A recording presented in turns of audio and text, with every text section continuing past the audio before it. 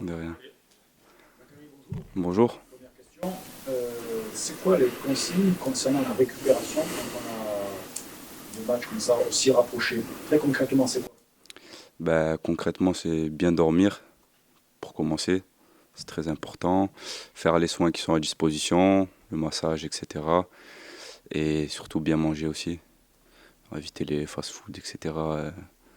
Même après le match, même après le match de vendredi, parce que c'est un peu trop rapproché. C'est facile de récupérer facile. Ouais, ça va, hein, ne mange pas souvent. Alors, concernant sur le dernier match, vous aviez commencé dans l'axe, puisque c'était une défense à 3 actions, puis après le basculement, enfin l'expulsion d'Etienne Darras, vous aviez basculé sur votre poste habituel d'arrière gauche. Pour vous, comment ça s'est passé dans l'axe? C'est un mi-temps que vous avez disputé dans l'axe. Bah, j'ai écouté les consignes du coach, plus laisser la liberté offensive à Dylan et plus me concentrer sur le registre défensif. Et du coup, après l'expulsion de Dylan, j'ai rebasculé à gauche, mais je peux jouer central, enfin, ça m'a pas dérangé, quoi. Vous allez être l'équipe à battre maintenant, puisque toujours invaincu, leader du championnat. Est-ce que ça change quelque chose d'aborder les rencontres dans cette position de leader pour aujourd'hui?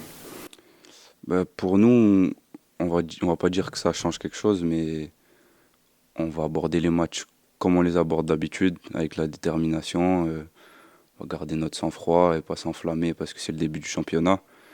Et voilà, on va rester déterminé et essayer de gagner, de tout prendre, quoi.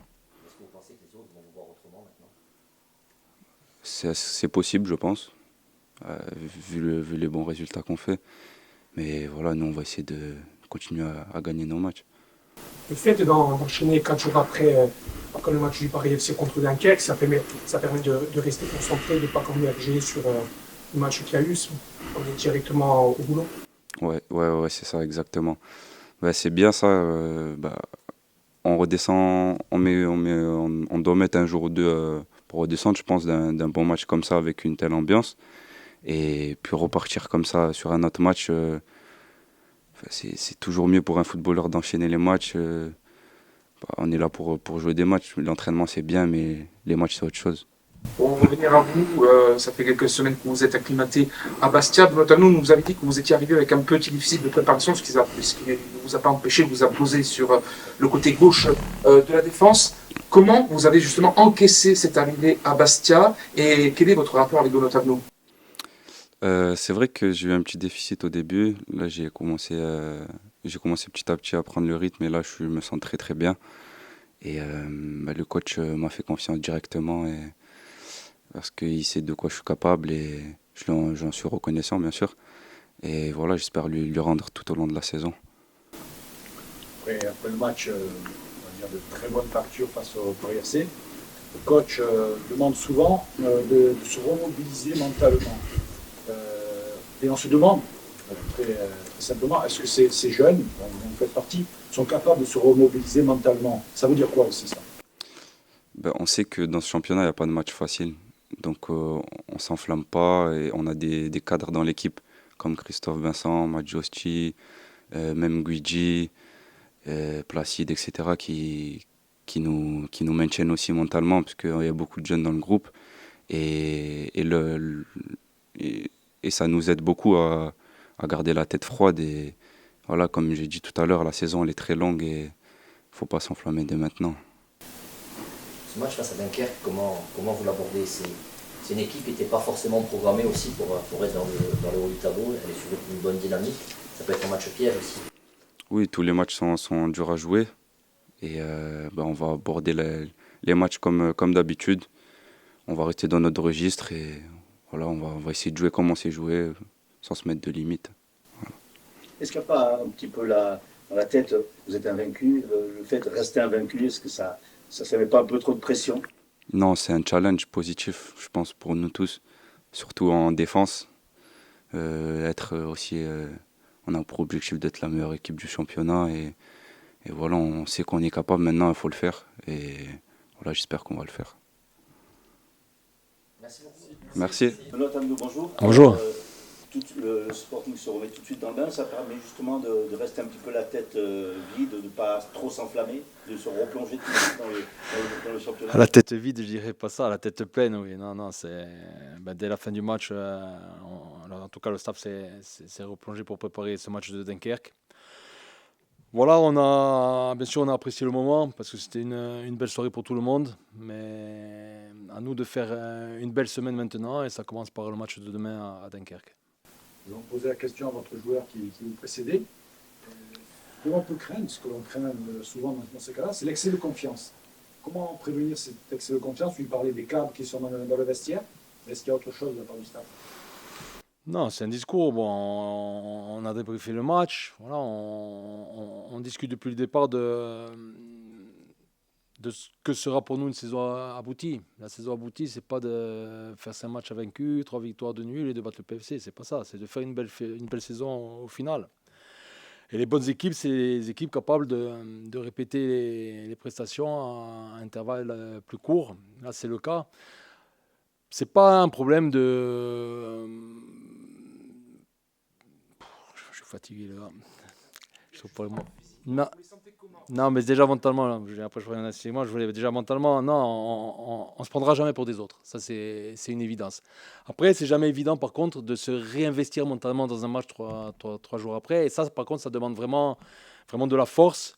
Et après, c'est une question aussi de maturité de joueurs et de potentiel à un moment donné.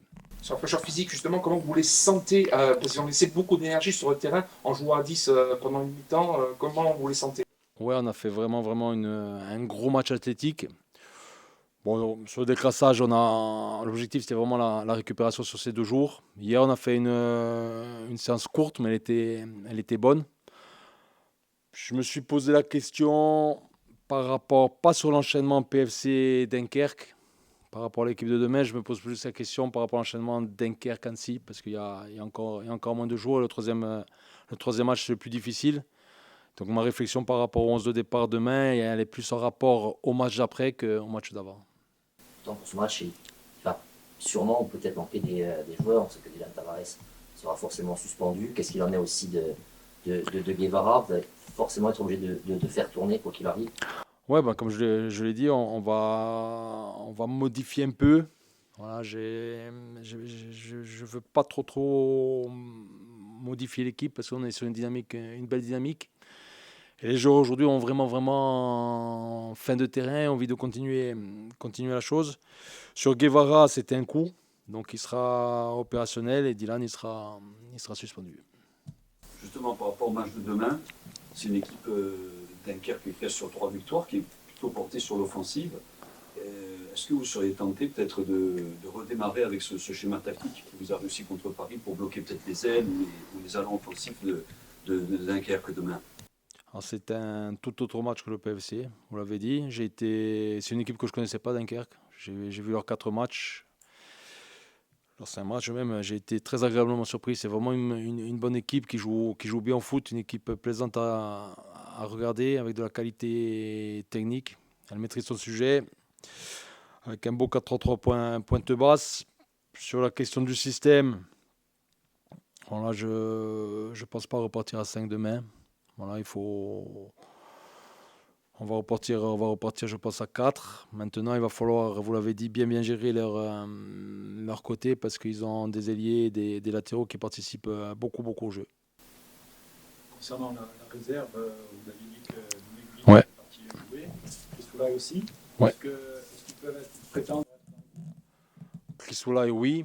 Doumé, ça s'est très bien passé. Voilà, Manu en a été content et il a fait, je crois, 55 minutes, 60 minutes. Ça s'est très bien passé. Maintenant, Doumé, il a un peu besoin d'autres matchs avant de lancer dans le gros bain. L'idée, c'est quoi avec Doumé? C'est samedi matin, on va refaire une opposition. La Nationale 3 ne joue pas, on va faire une opposition avec les joueurs qui ont pas joué à l'IGESA. Ça va lui permettre d'avoir un peu de temps de jeu sur pelouse.